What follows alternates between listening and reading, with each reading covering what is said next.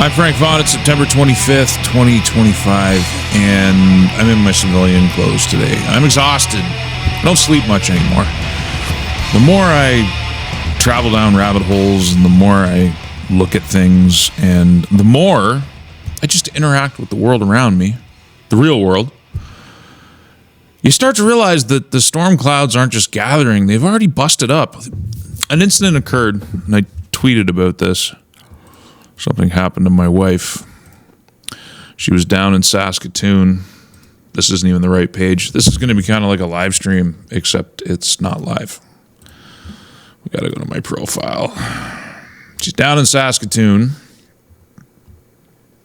And this is the tweet. What is with the scourge of Brampton men and women in the Saskatoon Walmart wandering around with full carts, harassing random people to pay for them? They accosted my wife, carts full of food, more expensive than I can afford to eat, with the full expectation that she'd pay. And if you go through the responses to this tweet, you're going to find out that this is a phenomenon all over this country. We're importing a bunch of low IQ, third world people who have no moral values compatible to the culture that underpins Canada, and we're all supposed to shut the fuck up about it and never say anything. It's already bad enough. I don't want to let my family go anywhere alone because of what's already been going on in this country. We talked about some of this. We talked about that Weyburn sniper. 2 weeks afterwards, the RCMP finally closes the highway to do an investigation. After they did a press release, essentially trying to debunk the idea that this was a repeat, that this could actually still be an ongoing public threat, or maybe not debunking it, but basically trying to assuage the public that there's no reason to jump to hasty conclusions, even though I think in the abundance of precaution you might want to. It's getting increasingly difficult, even here in Saskatchewan.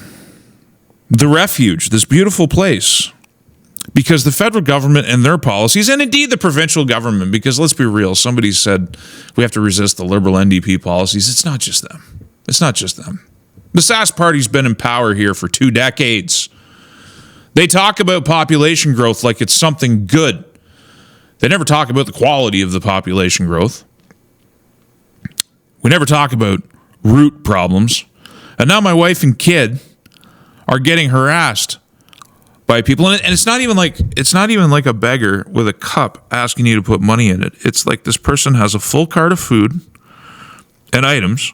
They're wandering around inside the Walmart, hitting on white people, ethnic Canadians, whatever you want to call it, to pay for their stuff. The security's East Indian.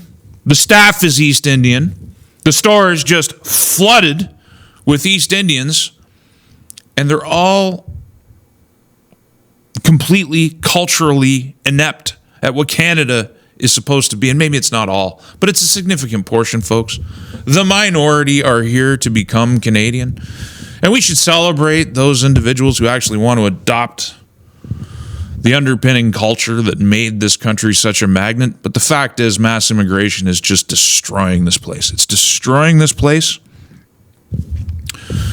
But that's not even all of it. You know, this is O'Keefe Media Group just released this report where Glenn Prager, Jeffrey Epstein investigator, essentially admits what we all know anyway. Epstein is a Mossad, CIA asset, a honeypot runner selling minors to the world's elite. He essentially says that Trump wasn't guilty of engaging in any of those activities. Look, I am actually going to have to bow my head. As much as I've resisted it up to this point, I'm going to have to change how I speak in these videos because I can see the algorithm hiding me just because I want to speak, frankly. I want to just say words. But unfortunately, you can't say things because you get algorithmically suppressed. It's not a matter of being losing monetization because I don't have it. It's also visibility. I mean, at the end of the day, how do we even know that the views on our video are real? How much of dead internet theory actually applies across the board? At any rate, sadly, you can see on screen that there's only 4,500 likes on this video from James O'Keefe, where essentially we find out that, it confirms Trump is covering up for his buddies. He's covering up for the world's elites. The Clintons are still out there. Donald Trump campaigned 10 years ago on putting them in jail, or at least he allowed his audience to chant, lock them up. And then he said he thought it would be bad for America to see one of their former presidents prosecuted. But here we are after everything that's happened, and all the criminals are still loose. There's never been a single charge laid. All the people who trafficked in those minors, never a single charge laid. And the president and his FBI and his people seem to be content to cover the whole thing up. And then, we move on to the Kirk thing.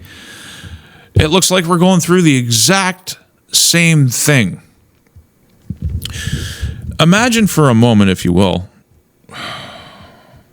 the complexity and the layered nature of psychological operations that are ongoing on the population. Imagine for a moment that the purpose of Turning Point USA was twofold. That Charlie Kirk was genuine in his attempt to wake up college kids by allowing them to bring their terrible arguments to him so that he could put them down. But that the cameras that were always pointed at the audience and the people doing the questioning were actually there to identify potential recruits to far-left organizations and paramilitaries that were sending snipers to Ukraine and engaging in left-wing radicalism all over the United States. What if it's twofold? What if Charlie's sincere, but what if there are aspects of Turning Point, or what if Turning Point's work was being used by others with nefarious intent, and they wanted to identify subjects that would be easy to radicalize and recruit?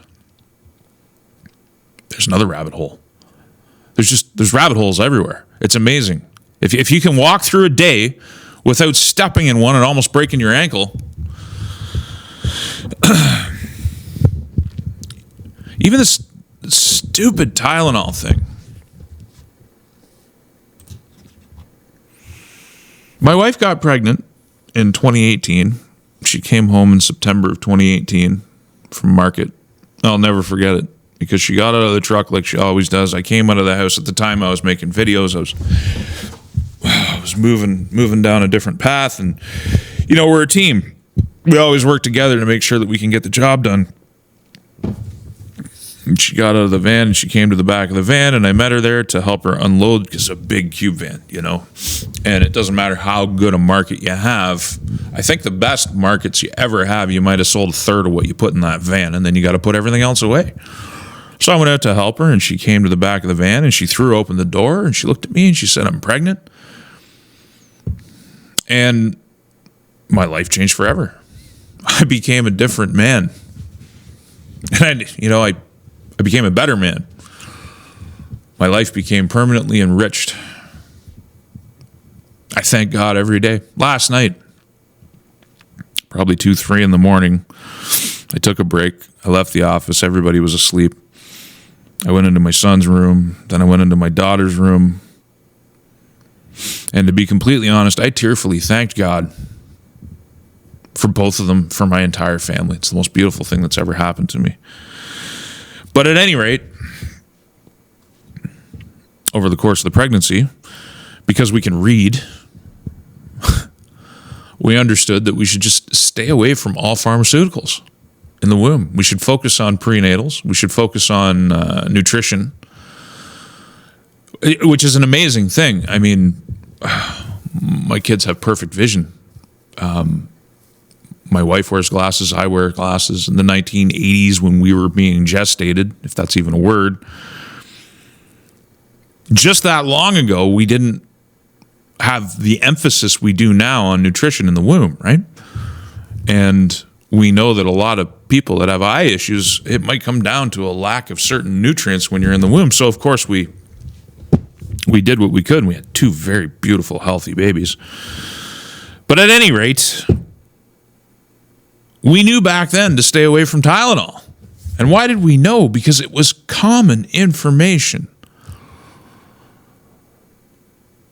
The tweet is, you can't make this shit up. 2021, painkillers should be investigated to developing fetuses. 2017, study links acetaminophen in pregnancy to ADHD. 2016, acetaminophen during pregnancy may increase risk of hyperactivity in kids.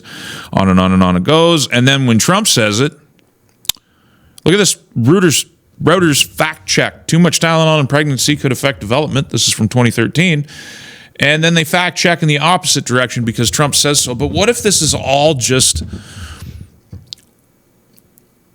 a great big divisive psyop? I mean, it's crazy to me. Pregnant liberal woman suffers fatal Tylenol overdose after trying to prove Trump wrong. Now on ventilator for emergency baby delivery. So you got a preemie, which has its own problems, its own complications. I mean, if you look at it statistically, there's birth weight. The higher the birth weight of a baby, the greater chance they have of a long and healthy life. And that's if they go full term. And then, if they're born preemie, it increases the odds against you. It doesn't mean you can't have a good outcome, but this is all a result of the psychosis, the division, the hate, the psychological operation that is designed to focus all of this anger and hate irrationally towards the president, which erases the past. I mean, Tylenol themselves. Congrats on your upcoming edition. So exciting. It'd be great to touch base real quick since we haven't tested Tylenol to be used during pregnancy. 2019, Tylenol. We actually don't recommend using any of our products while pregnant. Thank you for taking the time to voice your concerns. 2017. On and on and on and on it goes. Trump didn't invent this. And yet we have Health Canada coming out and countering him because it's Donald Trump, and the hate for Donald Trump destroys the reason in millions of minds right here in Canada. You've got shill doctors operating here in Canada, MDs, on Twitter, advising that Tylenol is completely safe. This isn't new information. This is not new information. My wife didn't take any pharmaceuticals when she was pregnant. For this reason, because we knew, we could read, we could think.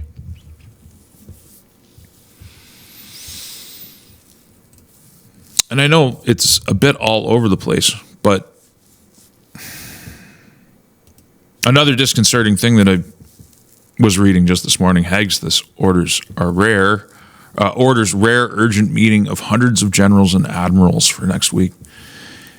He's basically bringing everybody together at the same time as even Zelensky. I don't know if you noticed this in yesterday's video or the clip where Donald Trump calls for the shooting down of Russian planes, but Zelensky looks genuinely surprised that Trump made that statement. It's like a complete about-face and reversal of policy. Maybe that bullet that grazed Trump's ear, maybe the Kirk assassination, maybe all these things. Maybe it's more about Ukraine. Maybe it's a hybrid thing. Mossad, CIA, what they want to do in Ukraine, what they want to do in the Middle East. Don't step out of line or you'll find yourself on the other end of a bullet too. I'm just a pleb. I'm out here trying to figure it out, but I'll tell you, when you start playing around and you start connecting the dots and you start going down rabbit holes, when I say rabbit holes, we're not talking about 4chan posts. We're not talking about like off the beaten path. You can waltz your way through mainstream media and the words of the people that you're discussing. I mean, lost in all of this has been Diddy. I don't even think I've done a dedicated video on that subject, but it's another one, just like Epstein. It scratches the surface on something really big. Why is the FBI pressuring Utah to close the investigation into the Kirk assassination? We know their story is BS. I've never seen so many bots and so much spam in my comment section from people I've never seen before. They've either got 4 digits in the front of their YouTube handle, or they have a mix of 4 digits and letters. They're either all bots or artificial intelligence language models, whatever you want to call it, or there may be actually people who are just dedicated to promoting false narratives online. I mean, I'm still hearing over and over again about this armor that Kirk was wearing. It doesn't exist. It just doesn't exist. There was no armor. Everybody, I say everybody knows it. Clearly, there's people who don't know it. But it's a false narrative that's been disproven. So why am I still dealing with it? And then the other thing is just doubling down on this idea that a 30-06 can, like, fired from the front can cause an exit wound from the front. That what my eyes are seeing isn't real. That I don't know what an exit wound looks like. Every hunter, every honest ballistic person, every honest military member knows exactly what they're looking at. And if you find somebody that's saying otherwise, you have to really question their motives. Is there a genuine desire at all in the Trump administration to actually deal with these problems? There is a change in direction when it comes to mass immigration. There was, it seems to me, an honest attempt, maybe it was all for show, to extricate the empire from its wars overseas. It seems to be going away, off to bombing Iran, and now Ukraine can win the war all of a sudden. Stop the killing has disappeared from the rhetoric, and now it's Ukraine can win if they've got enough support, even though they can't. The rhetoric is directly inflaming the Russians. Another thing that I read, the Americans are set to back a Polish bid to acquire nuclear weapons. What are we doing? What's this all about? Is it really just one cult of death that's trying to lead the world towards conflagration? Yeah, I'm a little bit baffled by all of it. It's very disconcerting. It's very disquieting. I made a tweet yesterday or the day before. I think it was actually yesterday. Forgive me if I'm a little tired today. And I was commenting on my mood from the day prior and yesterday, that I've never felt so caustic and acerbic. And now that's faded.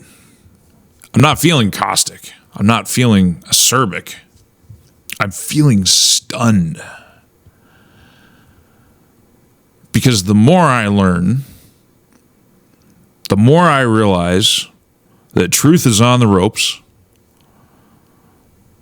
And this idea that we can finally get it, it's going to come from the bottom up if it comes from anywhere, if even the public will pay attention to it. There's a lot of good work being done. There's a lot of good people out there who are trying to get to the bottom of things. But I don't know if the public wants the truth. I don't know if most of the influencer class wants to deal with it. I don't know if they're all compromised, because I keep getting that too, that they're all compromised. I don't know if you need to compromise everybody. Sure, you can compromise some, but the rest will go along to get along. Why? Maybe they don't want to catch a bullet. Maybe they don't want to have their lives ruined. Maybe they just want to be left alone.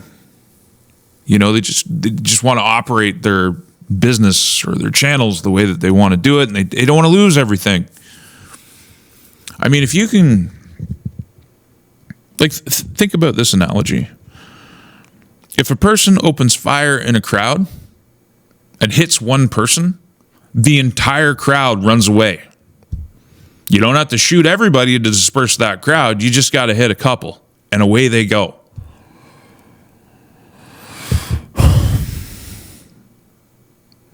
It's the same thing when it comes to psychological operations.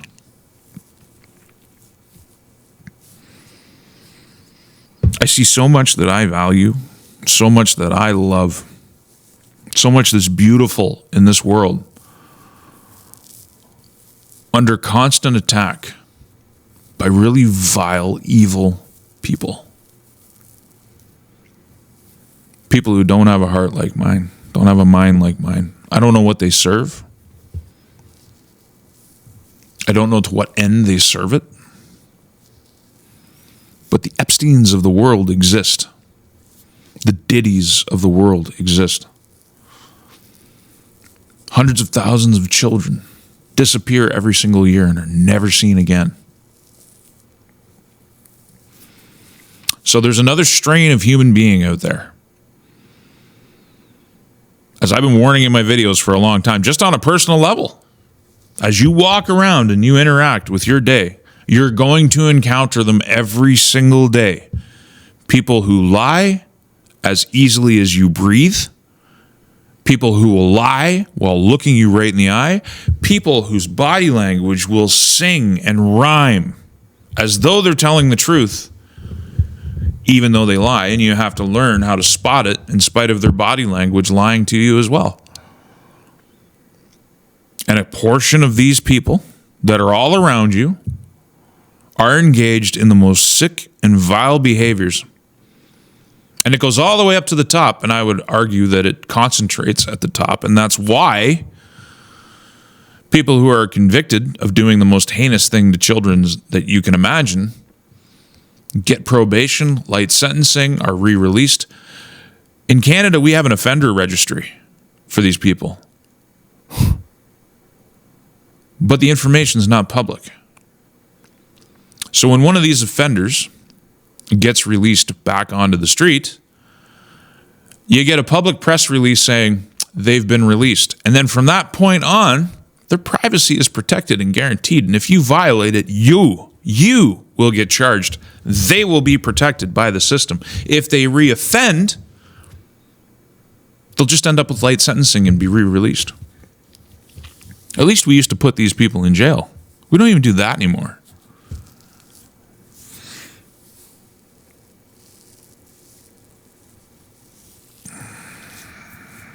That's all I got for today.